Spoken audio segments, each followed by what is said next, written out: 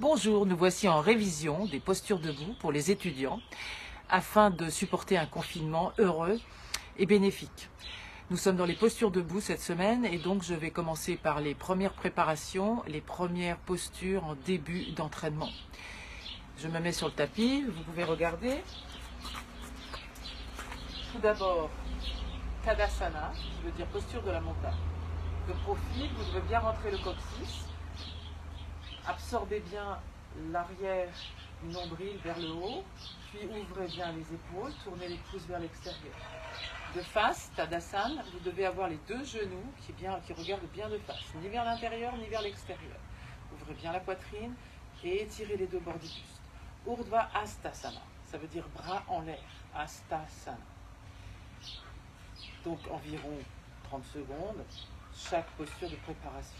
Vous le ferez 2 fois. Ensuite, vous ouvrirez vos pieds de la largeur du bassin, vous tournerez bien vos gros orteils légèrement vers l'intérieur pour avoir les voûtes plantaires solides dans le sol et bien étirées, bien arc-boutées. Puis en saisissant vos coudes, vous descendez, vous allongez le dos, vous tendez bien vos jambes, vous étirez, vous étirez. Vous pouvez passer par le bout des doigts sur le sol ou sur une brique, vous savez, et ensuite vous relâchez. Respirez calmement, passez le poids du corps sur les avant-pieds et vous restez 30 secondes.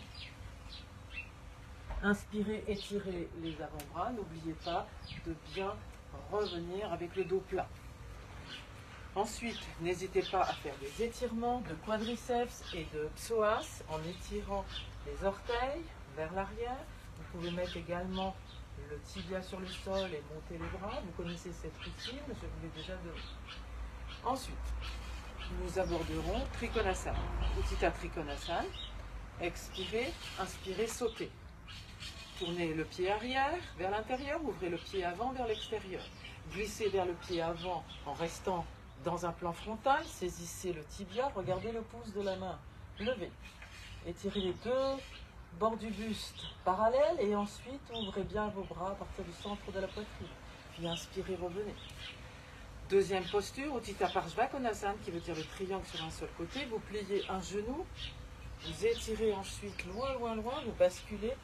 Et le biceps va se tourner du côté de l'oreille et vous regarderez vers le ciel.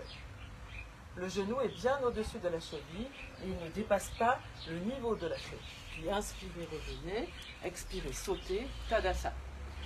Trikonasana se fait à droite en premier, à gauche ensuite, Parshvakonasana aussi, et vous restez entre 20 secondes et 45 secondes, peut-être 1 minute si vraiment vous êtes bien dedans.